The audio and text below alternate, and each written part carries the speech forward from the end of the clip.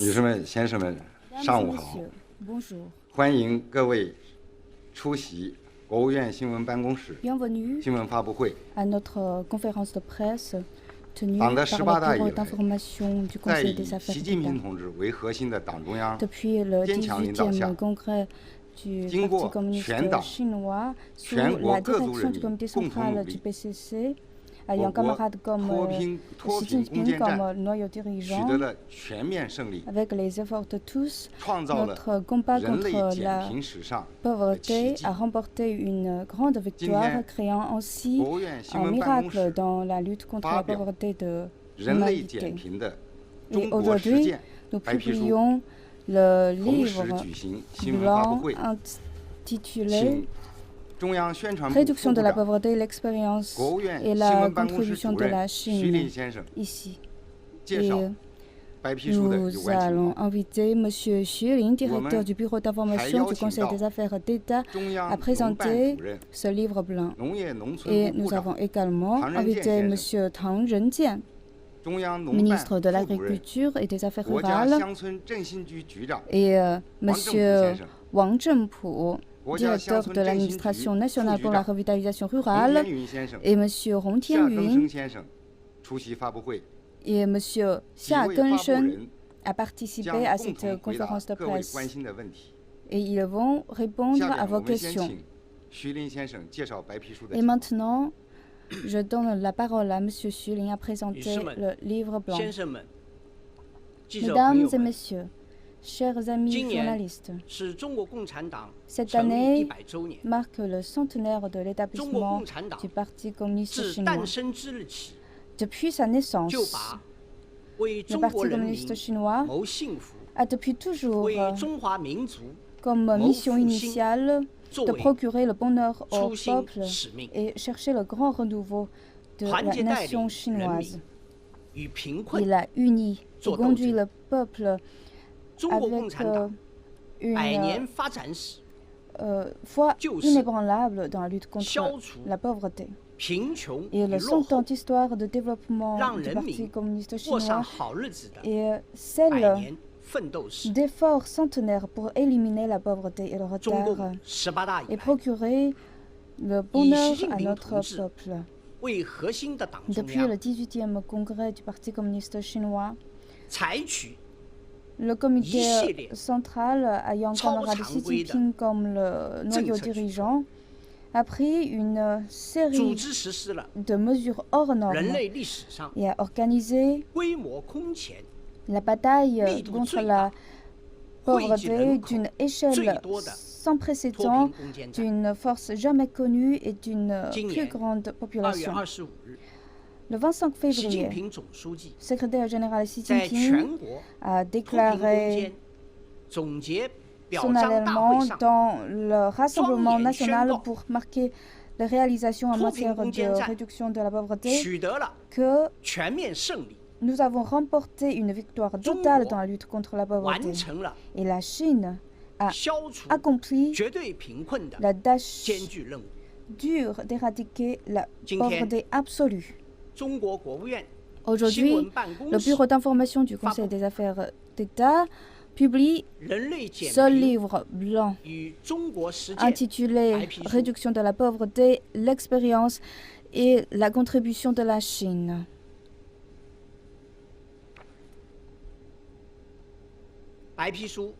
Ce livre blanc a passé en revue le parcours du Parti communiste chinois de conduire et unir le peuple dans leur combat contre la pauvreté, et notamment depuis le 18e congrès du parti, le parcours dans la réduction de la pauvreté. Il a également présenté les expériences et les contributions de la Chine dans la réduction de la pauvreté. Il a partagé l'expérience et les pratiques dans la lutte contre la pauvreté. Ce livre blanc se divise en 4 parties, à savoir la préface, le texte principal, l'épilogue et annexe, où on dénombre au total 30 000 caractères. Pour le texte principal, il y a le serment solennel du PCC, la victoire totale dans la lutte contre la pauvreté de nouvelle ère,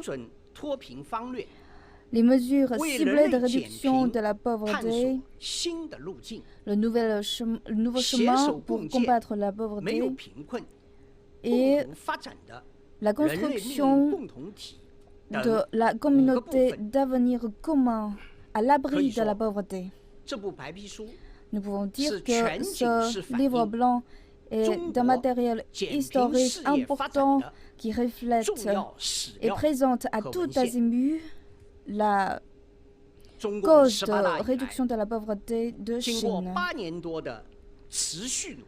Depuis le 18e congrès du Parti communiste chinois, après 8 ans d'efforts inlassables, à la fin de l'année 2020, la Chine a réalisé les objectifs et les tâches de la lutte contre la pauvreté de nouvelle ère comme prévu. Et sous la norme actuelle, 99 millions d'habitants ruraux sont sortis de la pauvreté.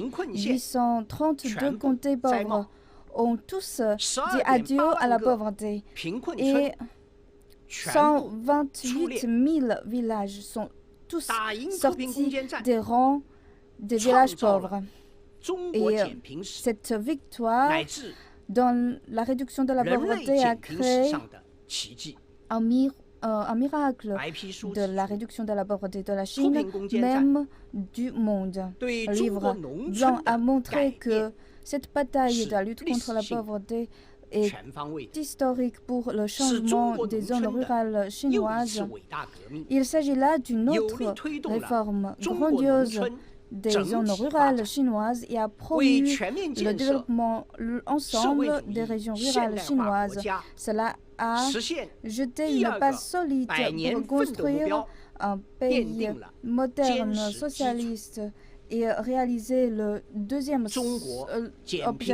l'objectif de deuxième centenaire. L'histoire de la réduction de la pauvreté a montré que la pauvreté n'est pas une fatalité et la pauvreté n'est pas insurmontable. Donc nous avons la ferme volonté et la détermination et les mettre au point, nous pouvons toujours aller de l'avant vers une belle perspective de se débarrasser de la pauvreté et de prospérité commune. Le livre blanc a montré que la victoire totale de la bataille contre la pauvreté a montré la mission initiale tenue depuis toujours par le Parti communiste chinois, sa direction ferme et puissante, sa puissance pour guider le peuple, pour mobiliser la société et a montré également l'avantage du socialisme de focaliser les efforts pour accomplir de grands projets et a montré l'esprit chinois, la valeur chinoise et la force chinoise. Il a également montré la qualité du peuple chinois de travailler sans relâche et leur persévérance a montré le courage énorme, la persévérance, la résilience et la détermination pour relever tous les défis et surmonter toutes les difficultés. Les dispositions ciblées dans la réduction de la pauvreté est une innovation majeure dans la pratique et la théorie de la réduction de la pauvreté en Chine. C'est un atout dans notre combat contre la pauvreté. Dans la pratique, la Chine a mis au point de façon innovante les mesures ciblées pour préciser les cibles, les projets, l'utilisation de financement, les mesures, les responsables au cas par cas, à savoir ces 6 précisions, et nous nous sommes également attaqués aux différents aspects tels que le développement, la relocalisation, l'écologie, le développement éducatif et la garantie sociale. Nous avons également bien résolu les questions telles que les personnes à aider, les responsables, les méthodes d'assistance, le système de suivi et le développement à long terme. Nous avons renforcé ainsi la précision de l'objectif et amélioré l'efficacité de l'ensemble de notre travail. Le livre blanc a souligné que cette disposition ciblée dans la réduction de la pauvreté a non seulement garanti la victoire totale de ce combat, mais aussi élevé la gouvernance nationale de notre pays et ainsi que sa modernisation, enrichissant et développant le concept de gouvernance du Parti communiste chinois de nouvelle ère. La Chine a formé ses propres expériences et théories dans la lutte dans la réduction de la pauvreté aux caractéristiques chinoises et a élargi le champ de théories de la réduction de la pauvreté de l'humanité, créant ainsi un nouveau chemin à parcourir. Le livre blanc a toujours placé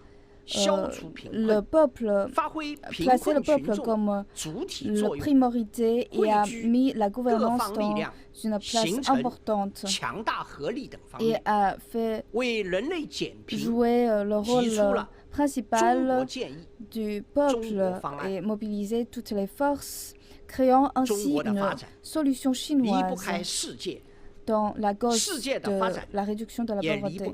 Le développement de la Chine ne se sépare pas du monde et vice-versa. La Chine s'engage activement dans la coopération de la réduction de pauvreté internationale et constitue depuis toujours un promoteur et un contributeur et un preneur de la cause de réduction de la pauvreté. Le livre blanc a souligné que la Chine, qui représente un cinquième de la population totale, a réalisé la réduction absolue et a réalisé l'objectif de l'agenda 2030 défini par les Nations Unies avec 10 ans en avance et a donné une grande contribution dans la cause de la réduction de la pauvreté et le progrès de l'humanité. La Chine est prête à renforcer la coopération avec tous les pays pour construire une communauté d'avenir commun de l'humanité à l'abri de la pauvreté. La sortie de la pauvreté n'est pas une fin en soi, mais un point de départ pour chercher une nouvelle vie. La Chine constitue encore le plus grand pays en développement du monde et il faut résoudre les problèmes tels que le déséquilibre de développement et l'écart entre les zones rurales et urbaines, réaliser l'épanouissement total des personnes et la prospérité commune du peuple.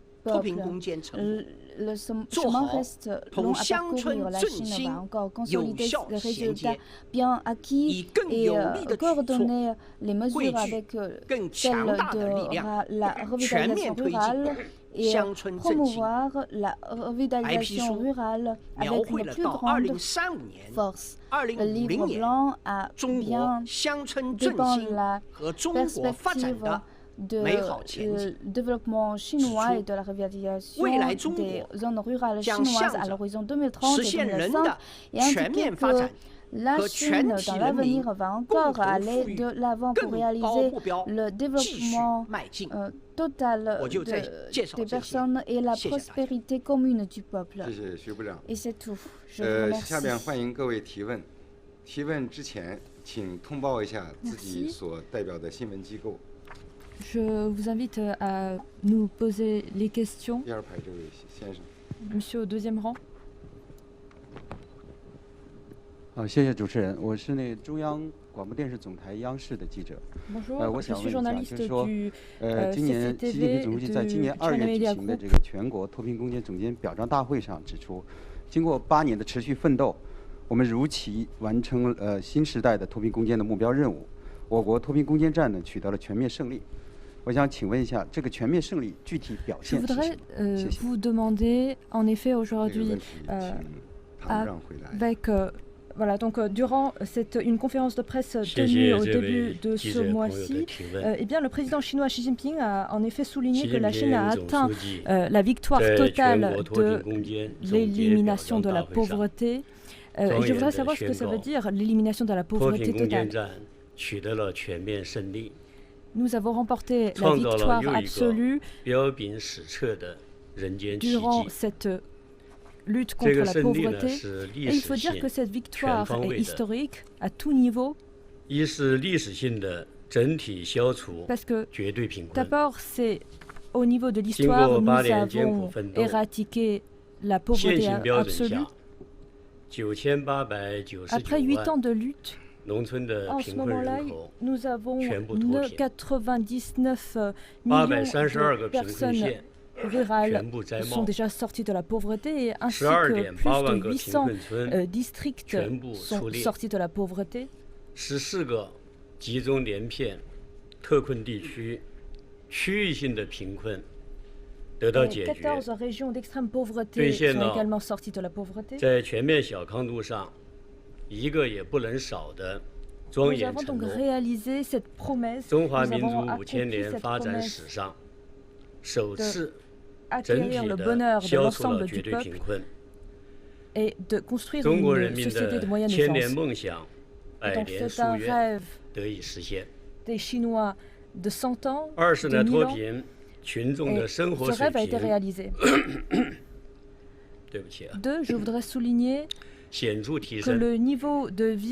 脱贫地区农村居民的人均可支配收入从2013年的6079元增长到2020年的12588元，翻了一番还多，年均增长是11.6%。我们当初定的2不愁3保障全部实现，脱贫群众吃穿不愁，义务教育阶段辍学问题实现动态清零，脱贫人口全部都纳入了基本医疗保障、大病保险和医疗救助，看病难、看病贵的问题得到有效的解决。790万户、2568万脱贫人口告别了离巢房，住上了安全房。他们的低保、特困救助供养、基本养老保险实现应保尽保，特殊困难群体福利水平持续提高。2400多万困难和重度残疾人拿到了生活和护理补贴。3是脱贫地区落后面貌根本改变，生活生产设施明显改善。多年遇到的像行路难、吃水难、用电难、通信难等问题，都得到历史性的解决。这期间呢，我们新改建了公路110万公里，新增铁路里程3.5万公里。具备条件的乡镇和建制村全部通了硬化路，通了客车，通了油路。新增和改善农田有效灌溉面积8029万亩，农村地区基本实现稳定可靠的供电服务全覆盖。脱贫村通光纤和4G 比例都超过了98%。脱贫地区自来水普及率提高到83%，特别是新疆、甘肃等长期干旱缺水的地区，告别了苦咸水， 13%. Il faut dire que dans les régions rurales, par exemple dans la région ouïghour du Xinjiang, nous avons donc pu réaliser l'utilisation, la construction des réseaux d'eau qui font l'établissement de l'eau propre au lieu de l'eau salée. Et nous avons également augmenté la capacité du développement durable de l'industrie villageoise. 世事脱贫群众精神面貌焕然一新。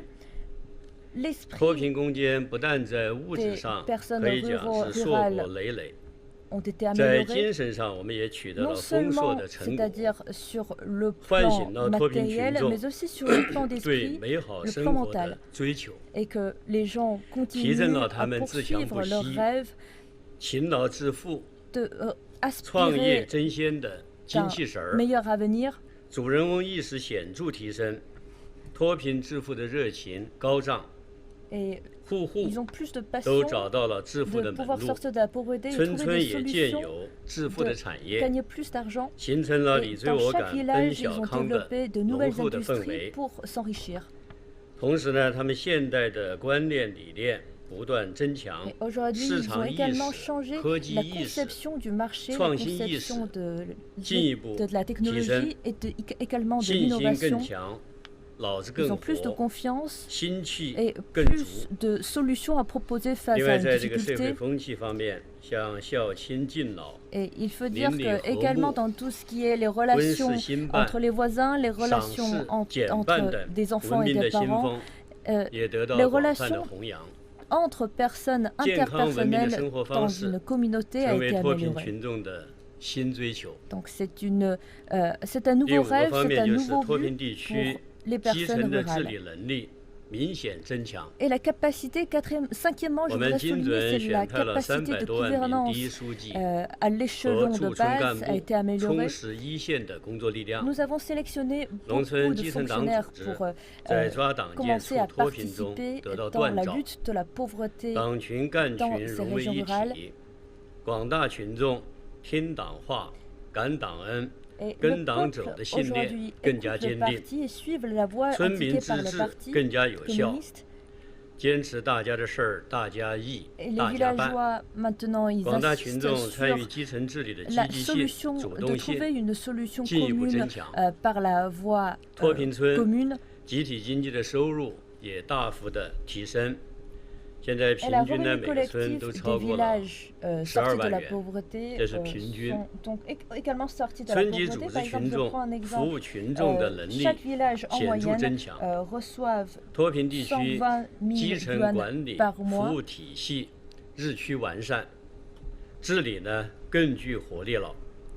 le service et la gestion dans ces villages sont beaucoup améliorés. 充分地彰显了中国共产党的强大领导力，充分彰显了中国特色社会主义制度的优势。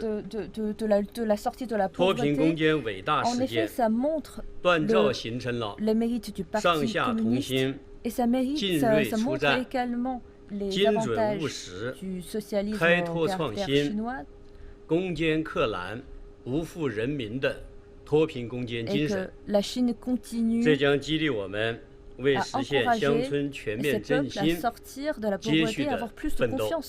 谢谢。好，下一个问题。那东区边上第三排的女士。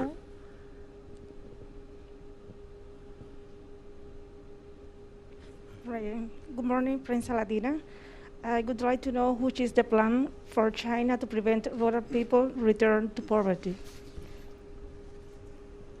您好，我的问题是中国将采取什么样的措施防止农村人口再次返贫？ Quelles sont les mesures de la Chine en ce moment d'empêcher les villageois de retourner à la pauvreté?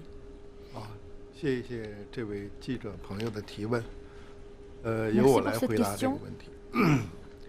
中国的脱贫攻坚战全面胜利以后，我们面临的首要问题就是防止返贫。那么现在呢，脱贫户和一些边缘户有返贫的风险。pauvreté。那么呢，我们也在这方面呢，做了一些考虑啊。我想从5个方面来回答这个问题。第一个是我们建立了一个长效的机制。这个长效的机制呢，就是监测和帮扶的机制。监测主要是监测收入状况。3保障的状况。饮水安全。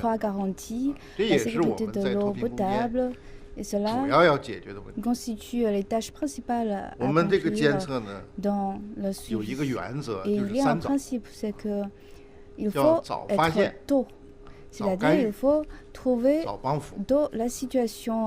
在国家层面，我们将对各地的工作进行定期的调度，研究分析，通报情况。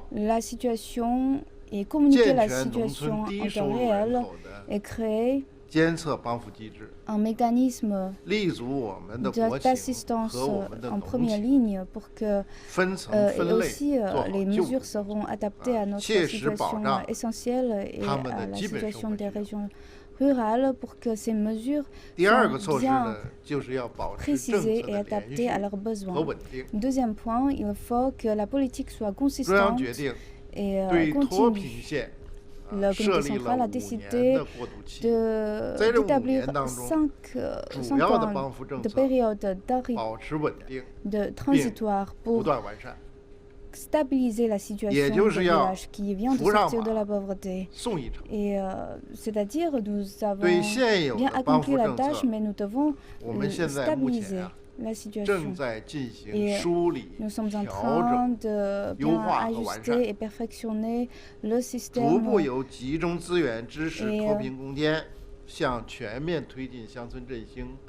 sont en train de passer de façon sans à-coups à une période après la période de la sortie de pauvreté. Troisièmement, souligner encore l'assistance. Après d'être sorti de la pauvreté, il faut quand même les aider dans des domaines économiques que l'industrie, le service public. Sur le domaine d'assistance industrielle, technologique, la communication, le marketing, tout cela sont des points faibles dans des zones pauvres.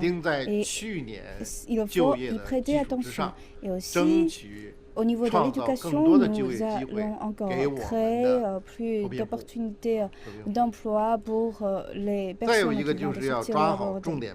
Également, il faut bien effectuer le travail dans les comtés pauvres. Les comtés sont prioritaires. Et nous allons les aider pour qu'ils puissent poursuivre le chemin de revitalisation rurale. Alors, ces assistances sont bien catégorisées et les mesures sont ciblées et adaptées à la situation. Quatrièmement, dans notre travail, nous avons accumulé une expérience importante, c'est de réunir toutes les forces de la société. Il faut se focaliser les efforts sur les projets prioritaires. Par exemple, l'assistance inter l'Ouest et l'Est et aussi les assistances venues des entreprises, les assistances venues des armées. Ce sont tous des projets importants et nous devons continuer à choisir les équipes de travail, les cadres qui sont basés au village pauvre. Et le point suivant, c'est de continuer notre mécanisme de responsabilité. Il faut renforcer et consolider les résultats bien acquis et faciliter le travail de la revitalisation rurale. Aussi, nous allons établir un système d'évaluation de la réduction de la pauvreté pour consolider le travail et pour que les cadres et les dirigeants puissent assumer leurs responsabilités. Tout cela a un objectif d'éviter un retour à la pauvreté. Et aussi, nous avons le travail concernant la relocalisation.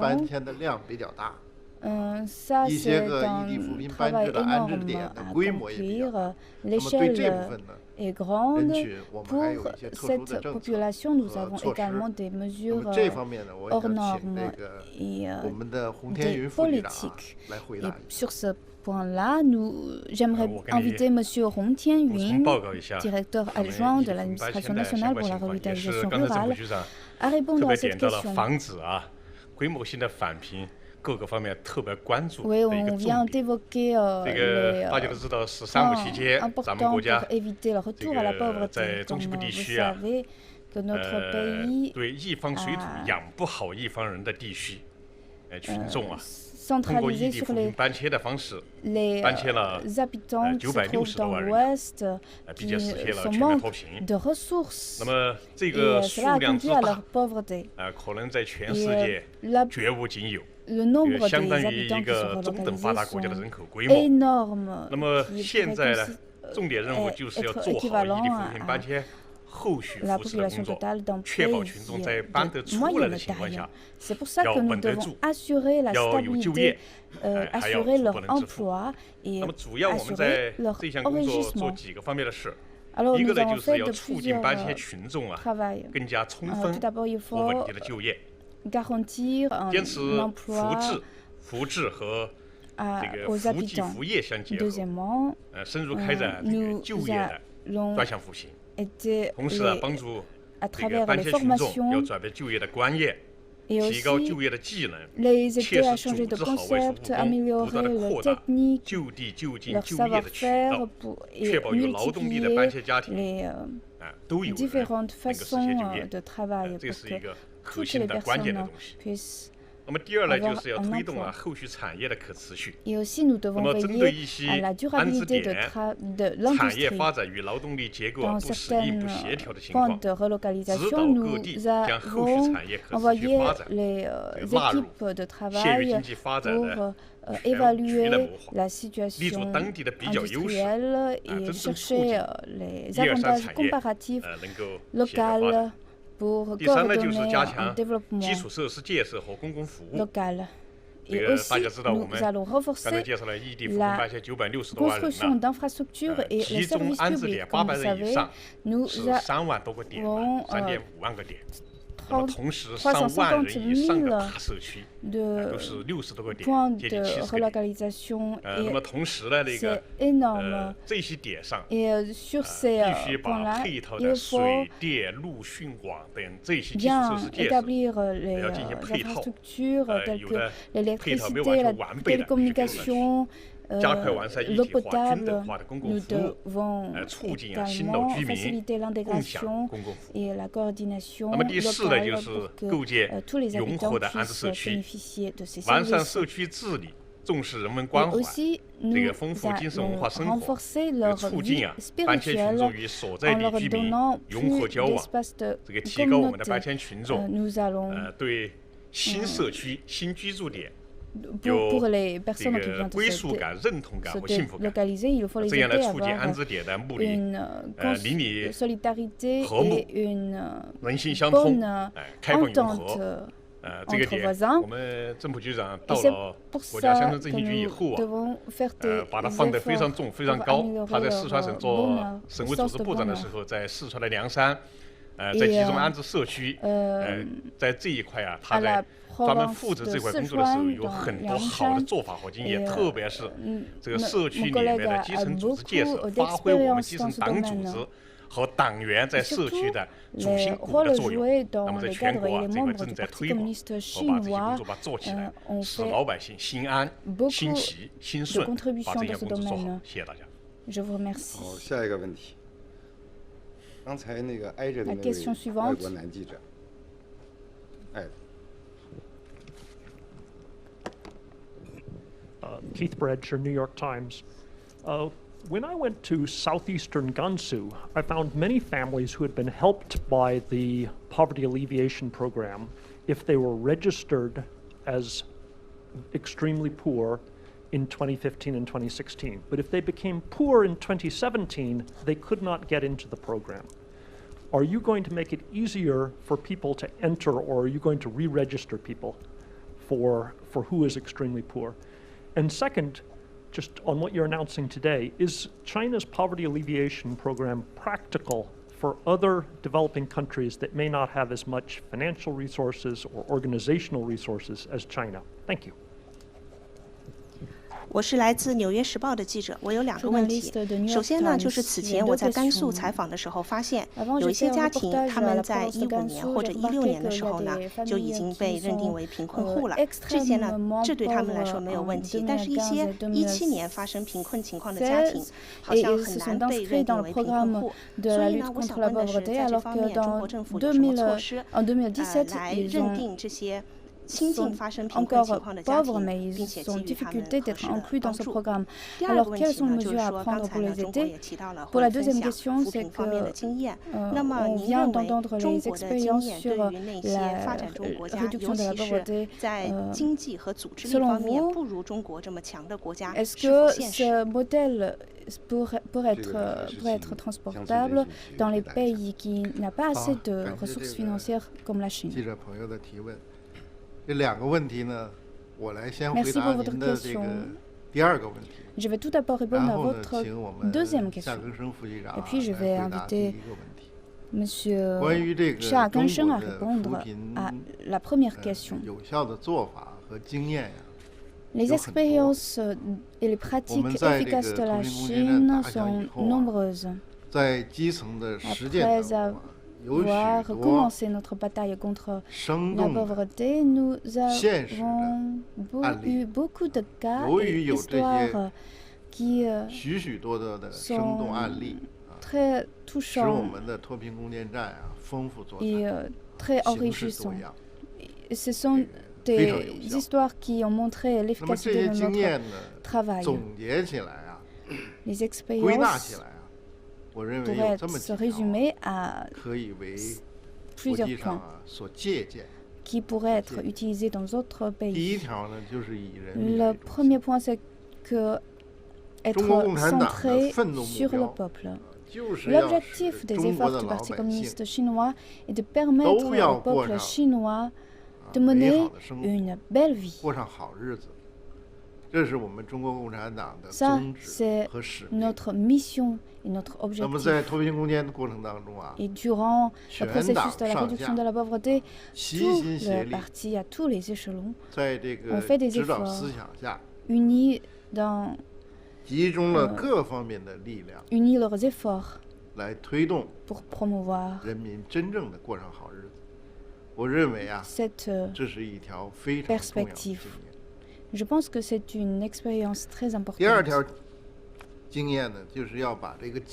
Deuxième expérience, c'est qu'il faut mettre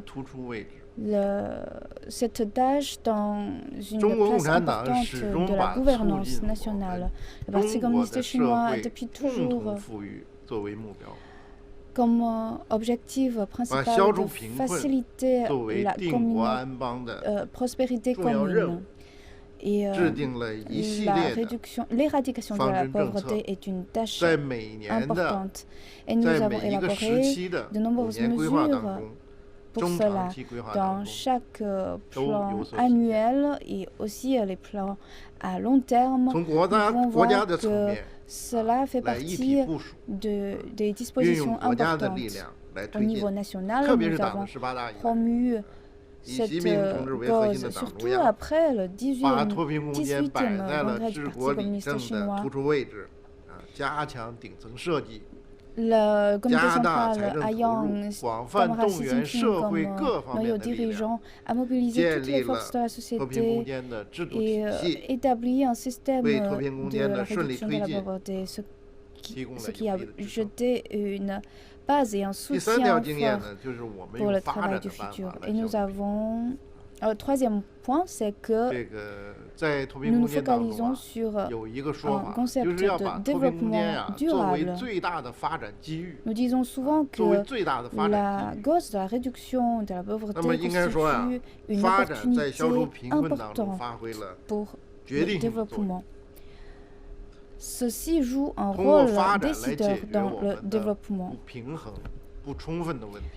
Nous devons traiter les problèmes de déséquilibre et d'insuffisance à travers le développement. Surtout depuis la réforme et l'ouverture sur l'extérieur, l'économie chinoise s'accroît considérablement et la puissance de la Chine a monté sans cesse. Et cela a attiré l'attention du monde entier. Et cette réussite a également nous a apporté beaucoup de fruits. Et quatrième point, c'est que nous sommes toujours situés sur la situation et la réalité essentielle de la Chine. Et les mesures sont bien adaptées à cela. Les objectifs, les missions sont toujours innovés avec l'évolution de la situation et nous avons accéléré le programme pas à pas de façon systématique et nous avons également avancé la théorie de la disposition ciblée de la réduction de la pauvreté. C'est-à-dire, nous avons choisi l'irrigation ciblée au lieu d'inondation en grande envergure. Et un peu comme pour soigner un patient, il faut non seulement faire la transfusion, mais également l'aider à créer leur propre sang. C'est pour ça que c'est une expérience très importante pour nous. Chaque pays a sa propre situation différente. Il faut cibler les zones pauvres et prendre les mesures concordantes. Cinquièmement, c'est que nous devons jouer le rôle du peuple et encourager la masse populaire à prendre leur initiative. Nous devons insister sur l'éducation et la sagesse dans la réduction de la pauvreté. C'est-à-dire nous devons enrichir les poches, mais également les cerveaux, pour qu'ils puissent se doter des méthodes d'enrichissement. À travers les formations, l'éducation, nous allons multiplier et innover les méthodes, établir le système et guider le peuple à changer le destin à leur propre main. Sixièmement, c'est que nous devons réunir toutes les forces travailler ensemble. C'est aussi un atout et un avitage constitutionnel et organisationnel et de notre régime. Je viens de dire que les projets d'assistance entre l'Ouest et l'Est, les projets prioritaires du comité central, les assistances venant des entreprises, des divers partis, des personnes sans affiliation politique, ce sont tous des forces qui s'engagent dans cette cause de la réduction de la pauvreté. Et nous avons créé ainsi une volonté commune et collective pour réduire la pauvreté. Voilà les 6 pratiques qui pourraient être utilisées à l'international. Alors, vous venez de dire évoquer la question de définition des familles pauvres. Pour cette question, je vais inviter M. Xia Genshen à vous répondre. 扶贫应该说是打赢脱贫攻坚战的金钥匙，也是我们这一轮这个脱贫攻坚一个最具有标志性意义的这个创新理念。那么这个贫困识别建档立卡是精准扶贫的第一粒扣子。大家都知道，在我们贫困地区是农村的最薄弱的这个环节，开展最精准的这个工作。它这个确实是一个动态的，从启动精准到比较精准到相当精准，是有一个过程的。我们这个14年啊启动这个开展这个建档立卡工作，全国识别了2948万贫困户，8962万贫困人口。首次摸清了我国贫困人口的分布、致贫的原因、脱贫的需求等这些基本的情况。从2015年的8月份到2016年的6月份，差不多用了1年的时间进行了回头看，对这个不符合条件的贫困户予以清退，对符合条件的最初没有拉入的就予以拉入。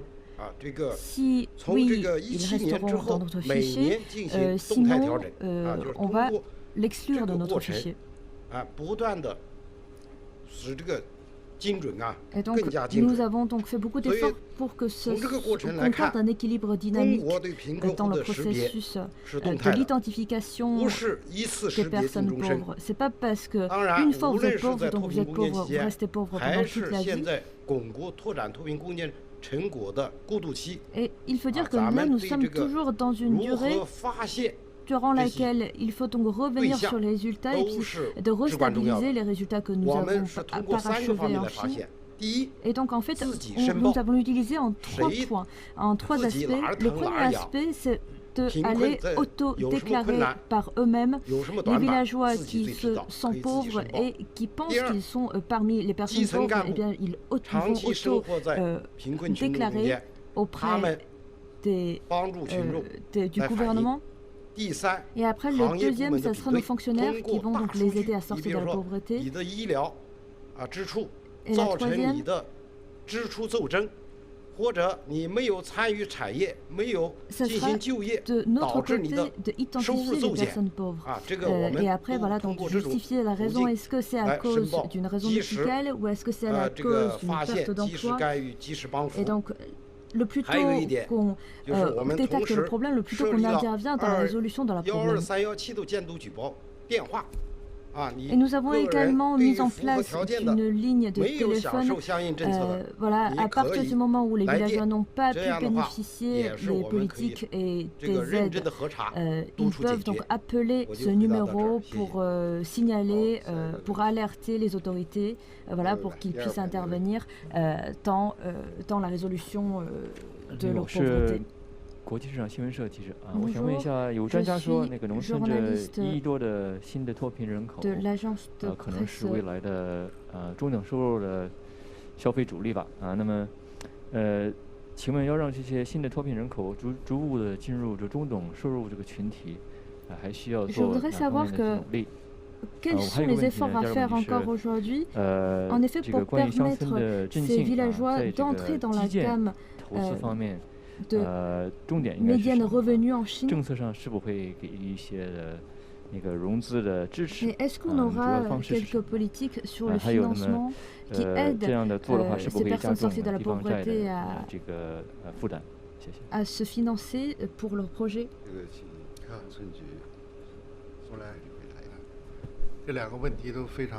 Merci pour vos 2 questions. Les 2 sont très importantes. La première, ça sera en effet comment est-ce qu'on va traiter ces personnes de basse revenu qui gagnent aujourd'hui une moyenne revenu moyenne. Et après, le deuxième, ça sera sur les obligations, sur le financement local. Et donc, j'invite les 2 personnes concernées à répondre à vos questions. Merci pour cette question. Alors, il faut dire que la victoire chinoise dans la lutte contre la pauvreté a été accompli, mais malgré le fait que qu'ils sont sortis de la pauvreté, mais ils n'ont pas vraiment un bon niveau de vie non plus, un excellent niveau non plus. Donc, comment est-ce qu'on va les emmener, les orienter à entrer dans cette classe moyenne? C'est un problème très important parce que c'est plus de 100 millions de personnes dans ce groupe qui doivent donc un jour voir augmenter leur consommation. Et donc en fait c'est un potentiel important qui reste à le dégager dans le marché chinois. Et donc ce élan de la classe plus basse à la classe moyenne en Chine, eh bien, il y aura trois manières de le faire. La première, ça sera d'utiliser l'industrie et de bien utiliser l'industrie, par exemple l'industrie de l'agriculture, l'industrie. Durant ces industries-là, nous pouvons utiliser donc plus de technologies, d'incorporer la technologie de la fabrication de ces ingrédients en agriculture et après également d'utiliser plus de technologies, par exemple l'économie numérique, donc à construire toute une chaîne de production dans l'agriculture. Et après ces années de lutte, nous avons en effet regardé que l'élevage à la maison, la culture à la maison, et bien tout ça, en effet, ça a beaucoup augmenté. Et bien maintenant, il faut inciter la consommation à l'échelle nationale pour qu'on puisse augmenter leurs bénéfices. Et après, le deuxième, ce sera de garantir l'emploi stable en Chine.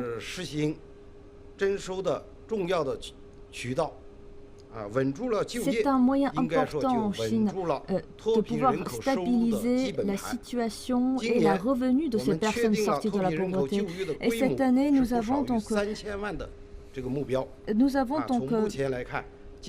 établi cette année qu'il y aura plus de 30 millions de personnes qui devraient trouver un travail cette année. Eh bien, ils feront en deux manières. La première, ça sera l'emploi local et après le deuxième, ça sera l'emploi dans d'autres provinces. Et donc il y aura deux grandes circulations.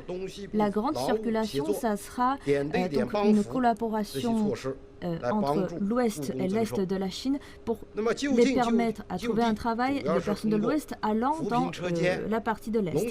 Et puis la mini-circulation, la petite circulation que je mentionnais tout à l'heure, ça sera plutôt l'emploi local. C'est-à-dire, par exemple, dans les usines locales, dans des institutions locales. Et donc, là, je voudrais mentionner qu'il est important de pouvoir mettre en œuvre des formations pour les aider à trouver des travails et d'améliorer les techniques, l'éducation, parce que là, on est bien d'accord qu'en ce moment, il y a beaucoup de travail, en fait, qui nécessite du travail, mais pas vraiment des travails de très haut niveau. Et puis, le troisième point que je voudrais mettre en valeur, ça sera l'innovation. Et en effet, aujourd'hui, il y a plusieurs voies pour s'enrichir dans les régions rurales. Et là, nous allons continuer à améliorer l'écologie et le système de financement et de création d'entreprises dans les milieux ruraux. Par exemple, les fermes familiales, les coopératives des paysans, pour faire en sorte pour promouvoir que plus de personnes créent leurs propres entreprises et qu'il y ait plus de personnes qui s'investissent dans l'économie numérique et de pouvoir aider plus de personnes à s'enrichir, les personnes qui sont déjà sorties de la pauvreté. Et maintenant, je vais répondre à votre deuxième question. Merci. Et on voit que vous êtes intéressé par l'investissement dans la revitalisation rurale. Et donc en fait, c'est le 5e session plénière du 19e congrès du Parti communiste, c'est également une décision prise durant cette conférence. Eh bien voilà, voici donc les tâches que nous allons accomplir cette année. La première, ça sera donc la planification. La deuxième, c'est construction. Et puis le troisième, c'est le service. Et le quatrième, c'est la gouvernance. D'abord, la planification. Le bureau de la revitalisation rurale s'engage donc à bien planifier les villages parce que c'est quelque chose de prioritaire avant qu'on se lance dans un projet. Nous allons donc accomplir, généraliser la planification dans tous les villages qui ont besoin de se développer.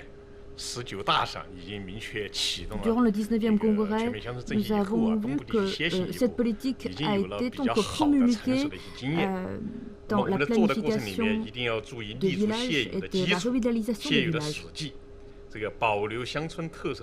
D'abord, il faut donc garder le style et puis les caractéristiques de chaque village, de leur propre culture, de préserver leur culture. Donc, bien sûr, de ne pas forcer les paysans à faire quoi que ce soit, parce que tous nos services sont pour les paysans. Et après, le deuxième, ça sera d'améliorer l'infrastructure publique.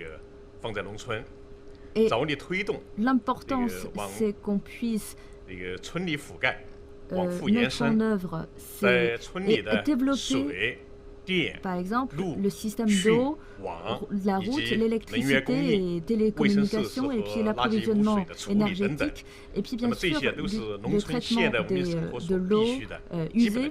Tout ça, ce sont des infrastructures et des infrastructures bases pour garantir une meilleure vie dans la vie villageoise. Et donc nous allons donc adapter notre politique, adapter nos mesures à la réalité de ces villages. Et puis le troisième point, ça sera donc d'installer un mécanisme de relocalisation ou d'aménagement des ressources, différentes ressources entre les régions rurales et les régions urbaines. Par exemple, l'éducation rurale, l'assistance médicale, l'assistance et l'assurance de vieillissement. Et tout ça, ce sont des industries de bénéfices que nous allons, au fur et à mesure, mettre en œuvre dans les villages. Et puis le quatrièmement, ça sera sur l'amélioration du paysage et puis les assistances dans les villages, surtout dans le centre et l'ouest de la Chine. Par exemple, l'amélioration du système de toilettes et de la classification des déchets, le tri des déchets et de pouvoir améliorer l'habitat régional, l'habitat rural pour chaque personne.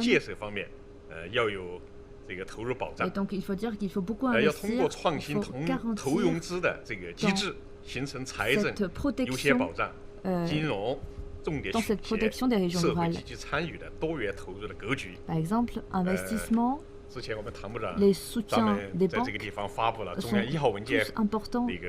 Et là, dernièrement, nous avons notre ministre qui a donc émis le document numéro 1 en Chine cette année, donc en fait qui ont précisé, détaillé les politiques dans l'investissement.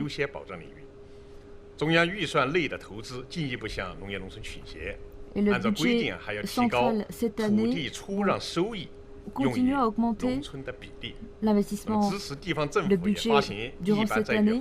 Par exemple, les revenus provenant de la terre. Et nous allons continuer à soutenir sur le plan financier les régions rurales. Et bien sûr, il faut donc mesurer notre effort et respecter la réalité. Et par exemple, nous avons mis des mesures strictes pour justement régulariser les têtes locales pour ne pas dépasser une certaine limite. Bien sûr que c'est quelque chose de compliqué. Merci pour votre question. Une autre question? 谢谢主持人，我是上游新闻的记者。我想问的问题是，在民族地区是如何推进脱贫攻坚的？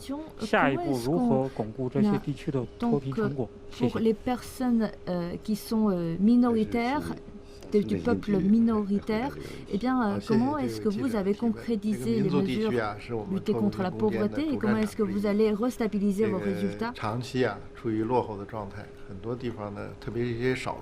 Je voudrais dire que voilà, donc c'est une très bonne question et dans les régions rurales, dans les régions, surtout les régions où on concentre le peuple minoritaire, eh bien, ils n'ont pas vraiment une base d'importante dès le début. Donc maintenant, je voudrais inviter Xia Gangshan, directeur adjoint de l'administration nationale pour la revitalisation rurale, à répondre à votre question. Voilà, vous savez que nous sommes un pays de 56 peuples. Et voilà, donc c'est le peuple chinois. Alors, vous savez que la Chine est 56 ethnies différentes. Alors, les habitants de l'ethnie minoritaire sont toujours prioritaires dans notre tâche dans la réduction de la pauvreté. Le camarade Xi Jinping a souligné qu'aucune personne ne pourrait être laissée à côté dans la bataille contre la pauvreté.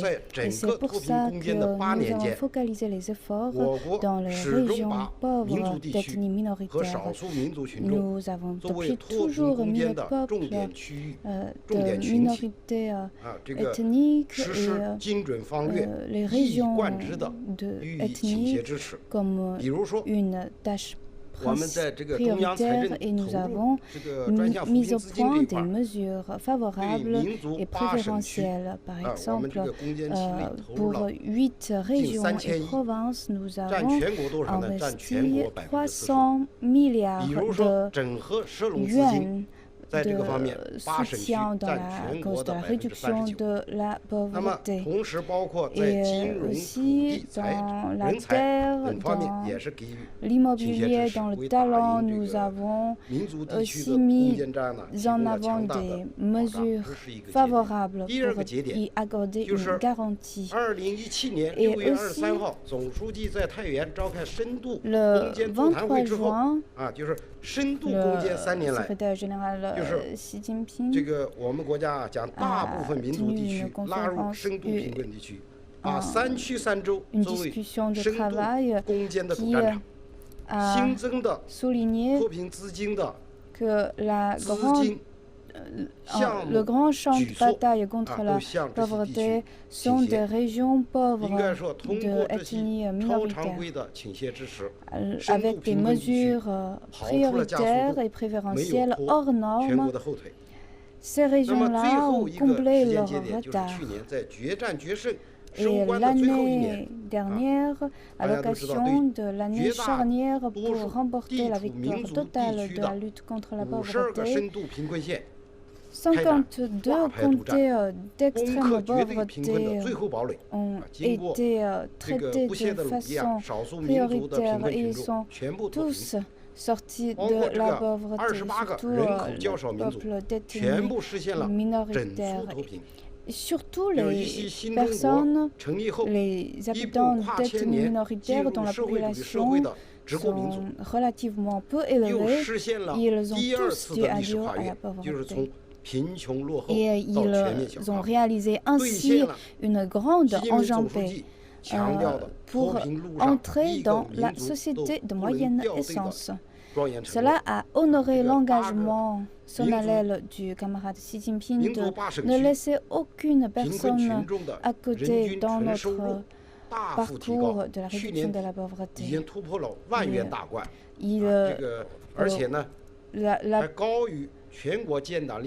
Et ils ont vu leur revenu augmenter considérablement, même leur augmentation est encore même plus grande que la moyenne.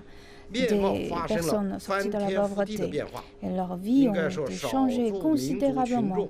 La population d'ethnie minoritaire, on a un grand changement et ont vu augmenter leur sens de bonheur et leur sens de procurement. Et vous pouvez voir leur sourire sur le visage, ce qui démontre le bonheur. Et leur les 8 régions et provinces ont vu la population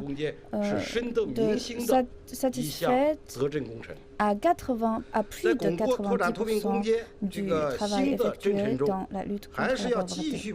Et nous devons continuer à mettre l'accent sur les régions d'ethnie minoritaire et la population d'ethnie minoritaire comme prioritaire.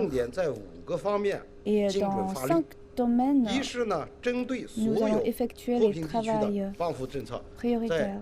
Tout d'abord, dans les régions d'ethnie minoritaire, nous allons bien mettre en pratique les mesures et éviter le retour à la pauvreté massive.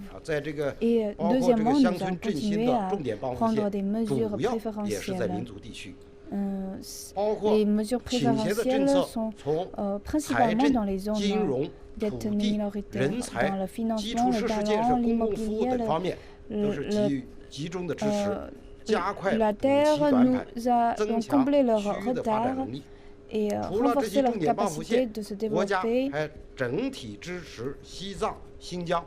Et nous allons consolider les résultats accomplis dans la région de Tibet, de Xinjiang et aussi Yunnan, Gansu. Nous allons continuer les mesures actuelles et nous allons renforcer le financement et perfectionner la structure de distribution à travers les mesures. Nous allons garantir que les populations d'ethnie minoritaire puissent bénéficier équitablement le fruit de la réduction de la pauvreté et avancer ensemble dans la prospérité commune. 谢谢主持人。新华社记者提问，我的问题想问给徐部长。我们都知道，在过去的8年时间里，我们让近1亿的农村贫困人口摆脱绝对贫困。那么，中国能够消除绝对贫困的原因是什么？白皮书也讲了很多。那么，您认为最主要的原因和我们能够摆脱绝对贫困的经验是什么？Initiales, quelles sont les raisons de base pour lesquelles ils sont sortis de la pauvreté? Comment les garantir justement de sortir de cette pauvreté? Merci pour votre question. Si la Chine a réussi à éradiquer la pauvreté absolue, eh bien, la raison a été expliquée tout à l'heure sur cette conférence de presse. Eh bien, il a cité 6 points pour nous expliquer pourquoi, quelles sont les raisons principales qui ont permis de sortir de la pauvreté absolue. Le facteur principal, c'est vraiment cette importance mise à l'intérieur du peuple par le Parti communiste. C'est vraiment de placer le peuple chinois au sommet, au plus haut niveau de notre travail par le Parti communiste. Et depuis 100 ans, des générations de communistes ont commencé et donc essayer d'accomplir les tâches, d'atteindre l'objectif pour garantir une bonne vie aux Chinois, sans épargner aucun effort. Après le 18e congrès du Parti communiste, le comité central centré sur le camarade Xi Jinping a en effet mis l'éradication de la pauvreté absolue dans le centre de son objectif, c'est-à-dire de réunir tous les efforts du parti et du peuple, que le monde, que la Chine et le peuple puissent sortir de la pauvreté. Vous savez bien que durant le 18e congrès, le secrétaire général Xi Jinping s'est allé à Hebei, la province du Hebei, pour examiner la situation locale de la sortie de la pauvreté. Et il a également montré que l'éradication de la pauvreté et la relation entre l'éradication de la pauvreté et la construction d'une société de moyenne aisance. Et il a donc demandé le début de cette lutte contre la pauvreté. Et depuis toujours, le secrétaire général s'est toujours concentré et a toujours évalué cette question importante de la sortie de la pauvreté. Le secrétaire général a donc dirigé et pensé et puis intervenir dans ce projet par lui-même. Et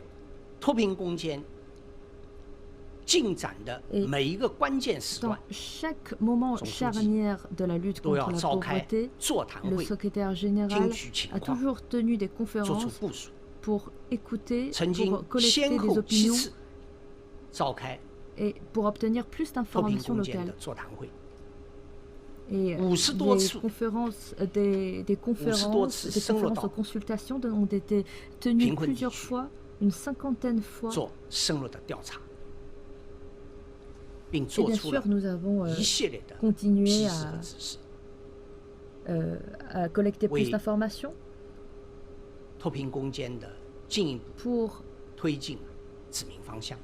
pour nous indiquer la bonne voie, la bonne direction dans la lutte contre la pauvreté. Et depuis ces années,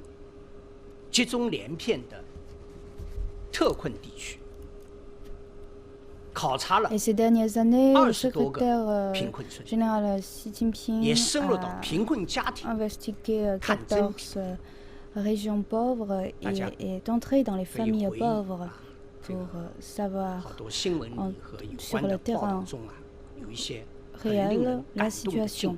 Et il y a beaucoup d'histoires touchantes et d'images émouvantes laissées derrière ces visites.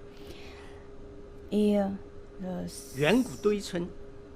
secrétaire général Xi Jinping est entré également dans une maison obsolète et vieillie. Il a puisé une cuillère d'eau à partir d'un puits et il veut goûter de lui-même l'eau bue par les villageois. Et dans la province de Hunan, dans le village Zhangzhen, le secrétaire général a tenu par la main une personne âgée de 85 ans et est venue à sa maison pour visiter la cuisine, les chambres à coucher. Et avec toute sa famille, il s'est entretenu avec eux pour connaître leur vie quotidienne, telle que combien de nourriture ils ont, est-ce qu'ils ont bien reçu l'allocation agricole, est-ce que la famille a bien bénéficié la couverture de l'assurance vieillesse et l'assurance sociale.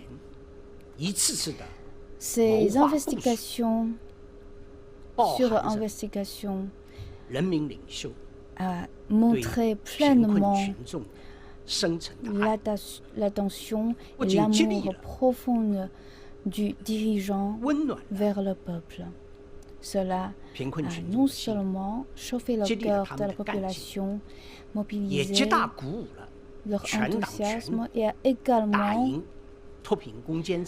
encouragé tout le parti pour aller de l'avant dans la lutte contre la pauvreté.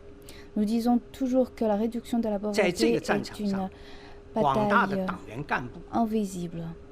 Sur ce front de bataille, les membres et les cadres du parti, avec leurs engagements et leurs actions réelles,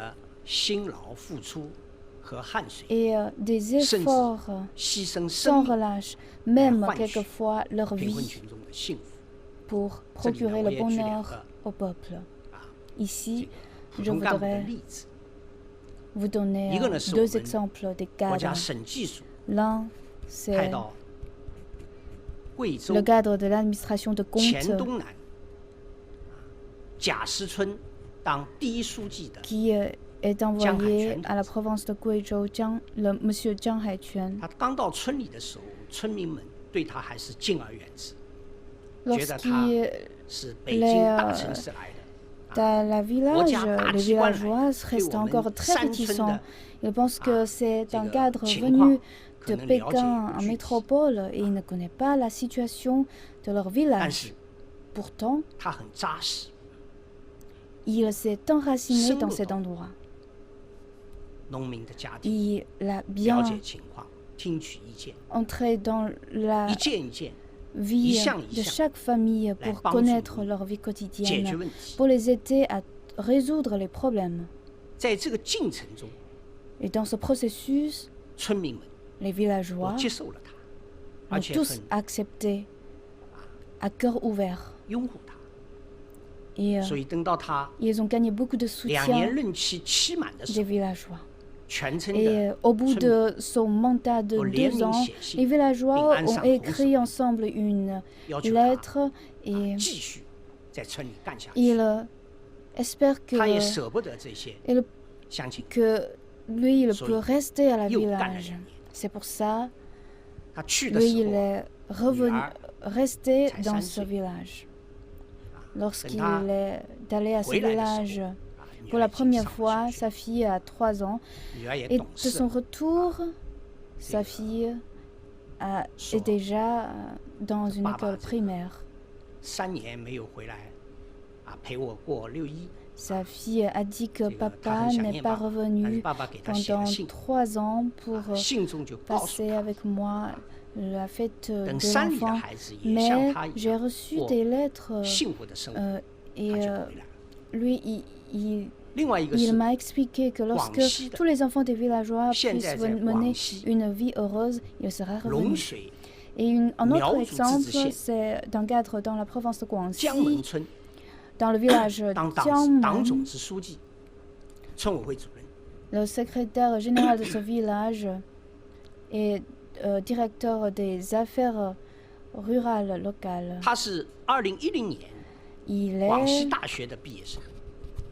Il a eu son diplôme en 2010. Il est diplômé en province et il a demandé d'aller à ce village.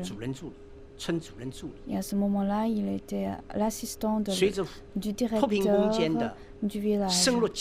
Avec l'approfondissement du travail de la réduction de la pauvreté, il s'est investi corps et âme dans cette cause.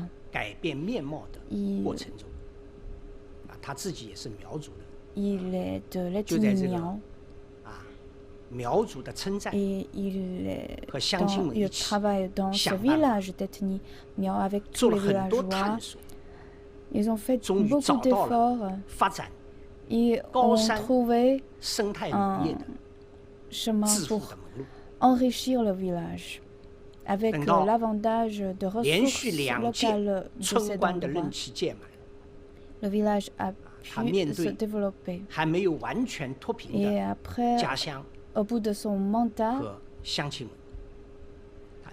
face au village et aux villageois qui n'ont pas totalement été sortis de la pauvreté, il a décidé de rester.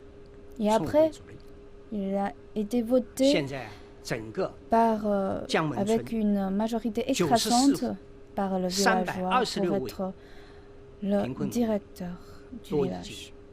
Et maintenant, tous les habitants de ce village ont dit adieu à la pauvreté. Il a dit que chacun à son espoir, à son rêve. Et son aspiration est de mettre sa connaissance à profit de ce village, de ces villageois. Toutes ces histoires sont simples et ordinaires. Et ce sont des histoires pragmatiques et concrètes. C'est comme ça que les cadres aux échelons de base du parti travaillent. Et c'est comme ça qu'on gagne la bataille contre la pauvreté. 那个第3排中间的韦女士。谢谢主持人。农民日报中国农网记者提问：打赢脱贫攻坚战之后，三农工作的重心历史性的转向了全面推进乡村振兴。全面推进乡村振兴涉及到三农的方方面面。那么，请问下一步重点要干什么？ Quelles sont les tâches prioritaires à accomplir dans le futur? Et maintenant, c'est à M. Tang à répondre à cette question. 从脱贫攻坚到全面推进乡村振兴，这应该讲是一个具有里程碑意义的一个重大的转换。那么由此也意味着三农工作的任务可以讲是一个战略的转断。刚才好几位答问里边。 程度不同的，都讲到了乡村振兴的有关内容。刚才徐林主任又举了我们领袖2个例子和普通干部2个例子，都很生动，都很感人。我们在地方都工作过，这样的事情千千万。 所以我们想的下一步，也是要本着这些精神、理念和要求，来接续的推进好乡村的全面振兴。那么这个题目呢，确实刚才记者讲，涉及的面非常宽。我们从哪儿下口，从哪儿着力，确实我们也在认真的研究和思考。 总的嘛，想还是统筹兼顾，但是也抓重。重呢，我想主要有这么几个方面。一，首先还是要把国家粮食安全保障好。真是悠悠万事，吃饭为大。这个是我们治国理政的头等大事。要实施好长粮于地。 长粮于季的战略，就是地要有，季要有，这就有了物质基础。关键呢是抓好种子和耕地2个要害问题，打好种业翻身仗，守好守住18亿亩耕地红线，建好10亿亩以上高标准农田，这就有了基本保障。 同时呢，还要让种粮的农民有利，让地方党委政府抓粮有责任有压力，所以我们说还要辅之以利，辅之以义。那么就是要制定好相应的价格补贴政策等等，让种粮的农民有钱赚。另外呢，这个责任我们现在实行了粮食安全的党政同责。 总之吧，目的就是要让粮食产量不仅今年，而且“十四五”时期都要努力稳定在1.3万亿斤以上，并力争呢逐年稳中有增。目前下粮的情况涨势非常好，有丰收的基础。二是把脱贫攻坚成果巩固好。 打赢脱贫攻坚战很不容易，要巩固好这一历史性成果，也绝非易事。我们将在总体上保持脱贫地区主要帮扶政策的 difficile de garder le résultat. Dans l'Ouest, nous devons également définir une série de zones à aider. Et aussi, concernant la question du retour massif à la pauvreté, nous devons établir le mécanisme de surveillance et de survie. Il faut éviter et suivre le plus tôt possible la situation. En tout, il ne faut pas qu'un retour massif à la pauvreté se produise. Et troisièmement, il faut enrichir les paysans. Ça, c'est la base solide pour résoudre beaucoup de questions dans les zones rurales. Il faut bien utiliser les différentes utilités de la zone rurale. Il faut savoir que les zones rurales donnent non seulement la production céréalière, mais aussi il y a de différentes fonctions et atouts des zones rurales telles que le patrimoine, le tourisme et d'autres aspects importants pour développer.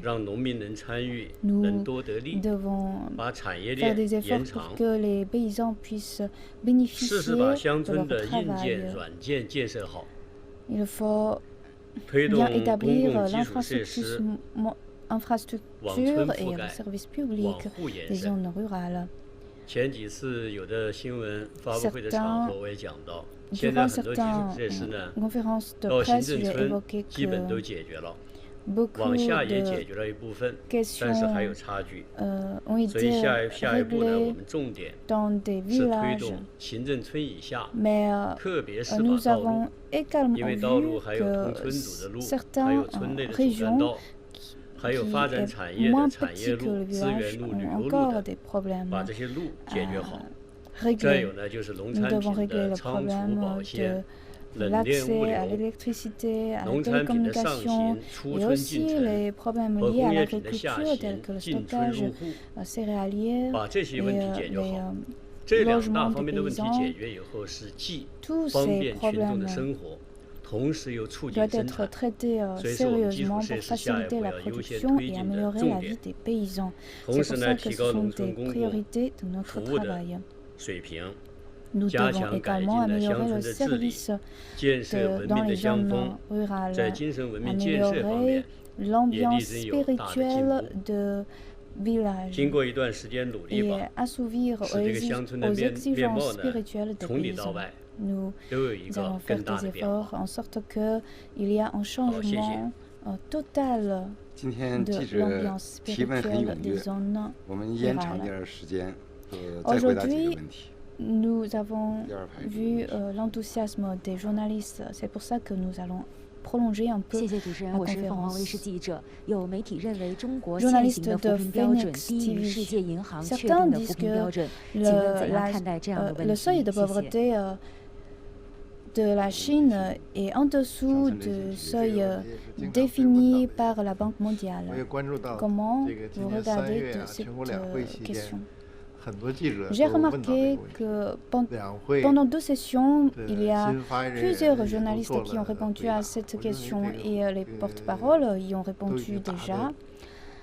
Je pense que cette question a été répondue à plusieurs reprises.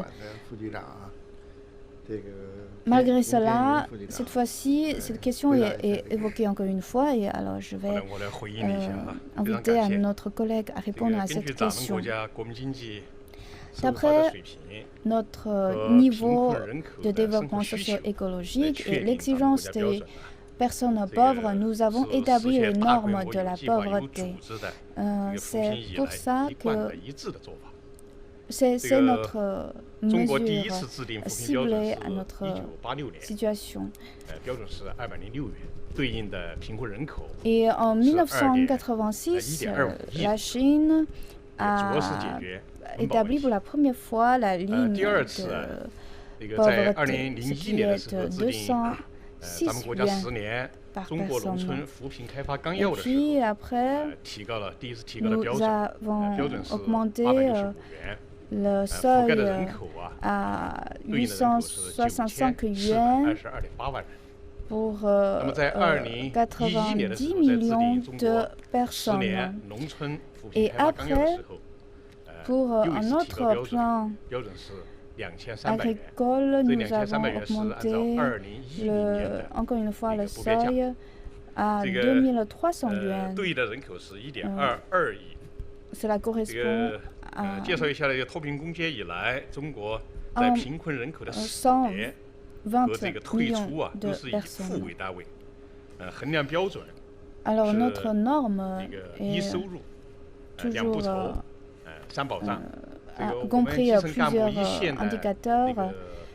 Ce sont des personnes qui ont un faible revenu et qui ne peuvent pas assouvir leurs besoins.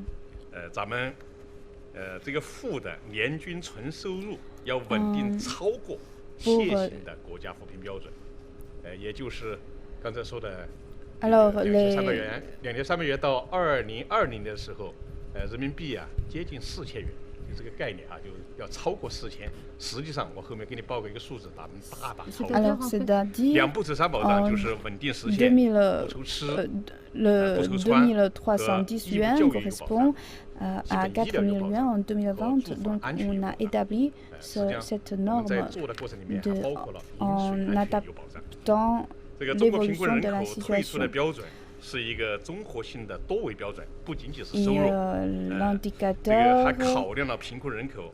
Les indicateurs sont multiples, pas seulement les revenus, mais aussi les autres indices.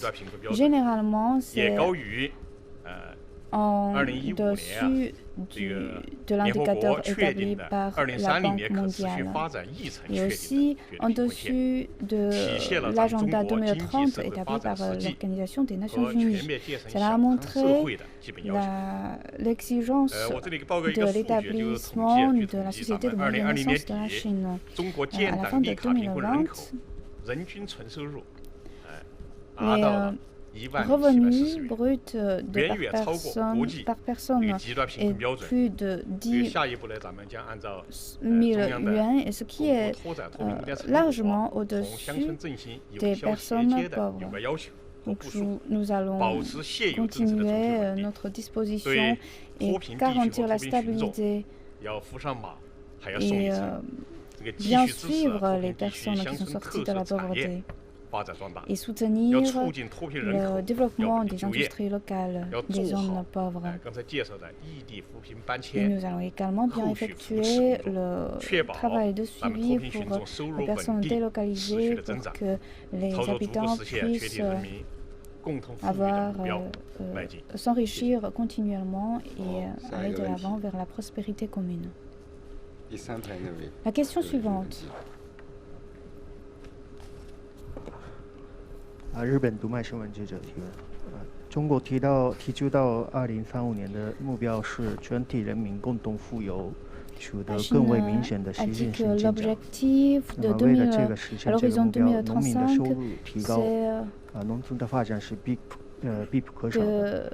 请问乡村振兴局会采取什么样的措施、什么样的政策？ L'enrichissement des paysans sont très importants. Quelles sont les mesures à prendre? Je vous remercie. Merci pour votre question. Je vais inviter Monsieur Heng Tianyun à répondre à cette question. Merci. Les questions concernant la revitalisation rurale sont bien nombreuses. Tout à l'heure, mes collègues ont répondu à cette question de différentes façons, à différents plans. Alors, réaliser des progrès considérables des revenus à l'horizon 2035 est un objectif à long terme de notre parti. Et cela demande une mobilisation à grande échelle de tous les membres et cadres du parti et travailler sans relâche pour promouvoir ensemble la cause. La Chine, il y a un proverbe chinois qui dit que lorsque les gens collectent, recueillent ensemble les bois, on peut faire raviver le feu. C'est pour ça que cela nous demande une solidarité. Après avoir des mesures, il faut également les mettre au point.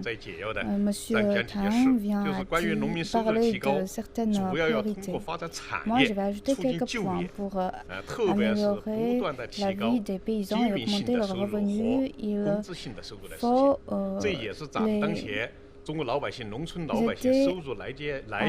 enrichir par le salaire et également au niveau du développement rural, il faut lancer les actions de l'initiative de la revitalisation rurale, améliorer le niveau du service des zones rurales et coordonner le développement urbain et rural ensemble. Et nous avons également renforcé la gouvernance des zones rurales. Ça, c'est une priorité de notre travail. Comme vous savez que la Chine couvre une superficie très grande, il y a un grand écart de développement en Chine à l'ouest. On a vu s'enrichir cette région. Et il y a beaucoup de bonnes expériences à l'ouest. C'est pour ça que l'Est peut prendre l'exemple sur l'ouest. C'est pour ça que l'Ouest peut prendre l'exemple sur l'Est pour s'enrichir après. Et nous allons continuer les efforts tout en faisant jouer le rôle directeur des paysans pour bien effectuer la revitalisation rurale. Alors la dernière question. Merci.